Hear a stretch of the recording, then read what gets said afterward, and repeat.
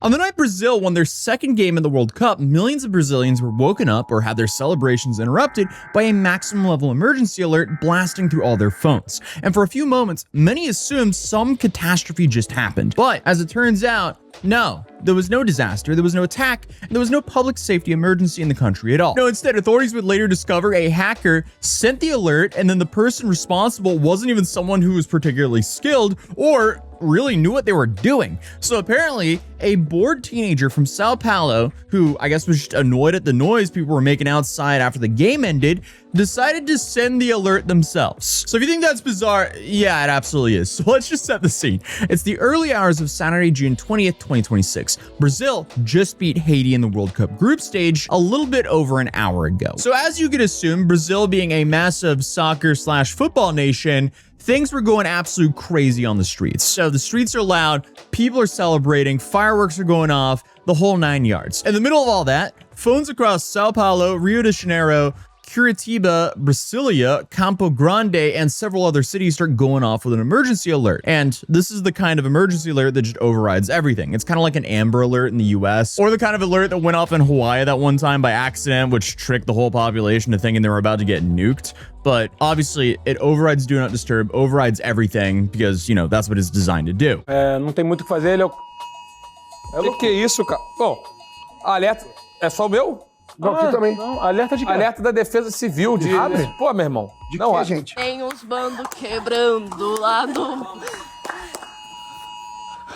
And the alert read, Extreme Alert, Civil Defense, Misanthropia. So misanthropia, or misanthropy in English, means hatred of humanity. It's not really a word most people use on a daily basis, and it's definitely not the kind of word you would expect to see on a government emergency notification at 1:25 in the morning. So naturally, people had no idea what to make of this, and social media immediately lit up with a whole bunch of different theories. A power grid attack, a war, you know, since a lot of people were half asleep and was awoken by this. And obviously, if you're sleeping, you wake up and you see misanthropia with the emergency alert going off, you could easily misread it as missile. But apparently, a lot of people also thought it was an alien invasion. So clearly, a lot of people were worried. So apparently it wasn't a glitch. Someone had actually gotten inside of the government's emergency alert system and sent it out to everyone. You know, because some teenagers, when they're bored, they spin up Minecraft servers for their friends to play on, and others apparently hack government entities to send out fake emergency alerts. Regardless though, by 1:30 in the morning, the platform had been taken offline, and Brazil's telecommunications regulator issued a statement clarifying that the alert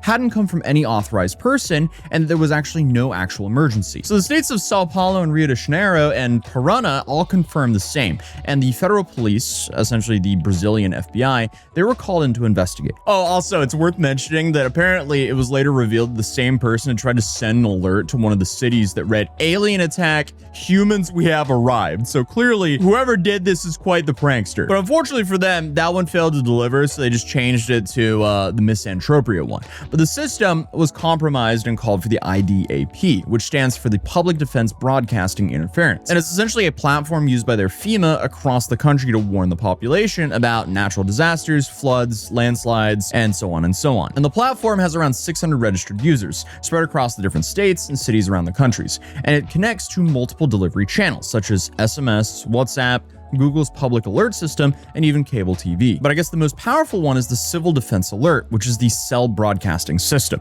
And this is the one that goes directly through the phone towers to every device in range and cannot be silenced. It also doesn't care if your phone is on Do Not Disturb or not. So essentially, like, if you're within a range of a tower that broadcasts it, your phone is getting it. And that's the part that got exploited on June 20th. Now, for context, if you're around in 2018, you might remember, obviously, what I mentioned earlier, the Hawaiian missile alert situation, where a government employee accidentally sent a real ballistic missile warning to the entire state of Hawaii during some routine drill. And during that time, people had like 38 minutes of genuine panic before a correction went out that there was no actual missile, just an insane interface mistake. So I guess there was like a 38-minute span where those billionaires who built all those like doomsday bunkers out in Hawaii were kind of like, oh, we're geniuses. This wasn't a mass massive waste of money. Obviously, I'm saying that without knowing what's going to happen in our future. Hopefully, we're all safe. But hey, I don't know. But regardless, what happened in Brazil on June 20th is that kind of stuff, except it wasn't an employee that accidentally pushed the wrong button. No, apparently it was some outside intruder who found a door that was supposed to be locked,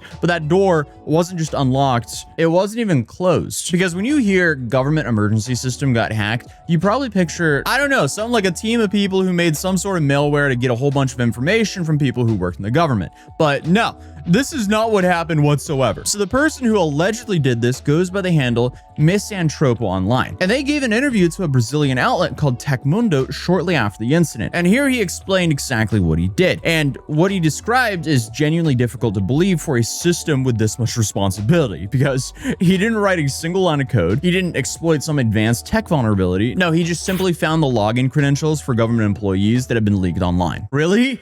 It was just out there in the open, apparently. What do you think about that, Gary?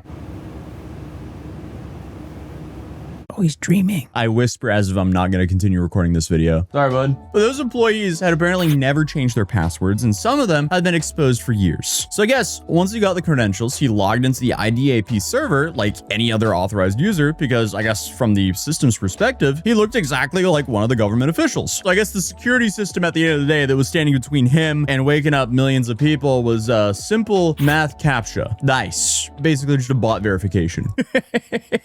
But essentially, it seems like the consensus from people who work in cybersecurity, they all came to the realization that this guy isn't even a hacker, because the door was just wide open and he just kind of walked in. So Misantropo himself was pretty upfront about this as well. So when Tecmundo asked him about how he found the credentials, he just said he looked them up on a data breach indexing site, and someone with enough time, I guess, could have found and used these passwords. And what makes this worse is he also claimed this wasn't even his first time accessing government systems in this way, because he'd also allegedly previously gotten into federal health registry platforms through the same method. All right, guys, we gotta tighten up the security a little bit here, because if this goofball can do that, people with more malicious intentions could, and that could be really bad. But in the immediate aftermath of the incident, while everyone was still trying to figure out what just happened, a separate guy showed up on social media claiming that he was actually the one behind it. And he was posting videos suggesting that he had done the whole thing, going full on bragging and I guess snitching on himself mode. And that's when people started paying attention to him. And that's also one of the reasons why I keep referring to them as they, because I actually don't know who's really behind this. But one thing I am pretty sure of, though, is this last guy, he definitely didn't do it, because he was using this whole moment to promote his music. And apparently that's what pushed the real person, we're actually not even sure yet, but this is what pushed Misantropo to actually come forward. Because I guess watching someone else take credit for something he actually did apparently was just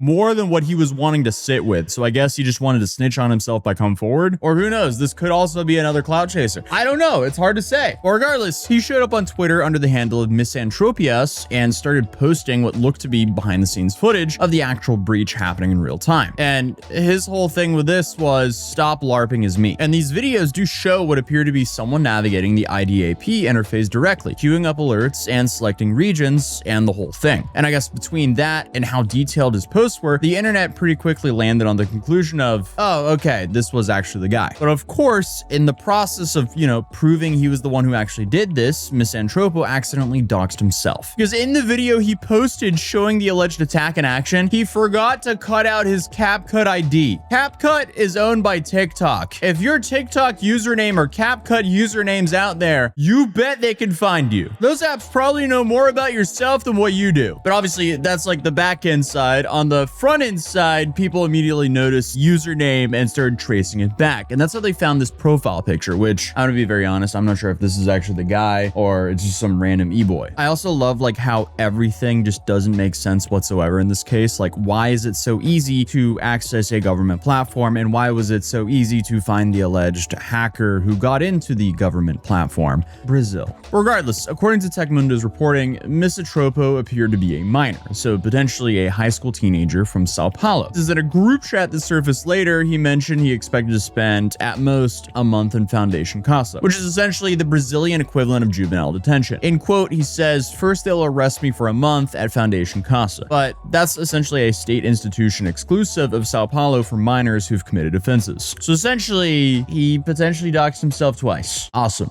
But then for the main thing, his motivation for all this, he told the interviewer that it was just because he was bored and he was just annoyed at people after the game ended. He was annoyed at the noise. He was annoyed at the fireworks. And he described this as the worst side of people coming out. You know, boohoo that people are celebrating their team won on a Friday night. I don't know. Whatever. Regardless, though, the federal police confirmed they are investigating, but haven't commented publicly beyond that. And in the following week of the incident, the government announced a set of changes to the alert system. So access would be restricted, VPN would now be required to log in, and a two-factor authentication would be implemented. So thankfully, Brazil caught up to that now. So on the bright side, all this was exploited by a alleged bored teenager instead of someone trying to do this for malicious intent. But the federal police investigation is probably still going on as of the time of the video, but no official charges has been announced. I just thought I'd share this interesting story that happened in Brazil. So other than that, if you're new here, feel free to subscribe, drop a like if you enjoyed the video, and I'll see you guys in tomorrow's video. Peace.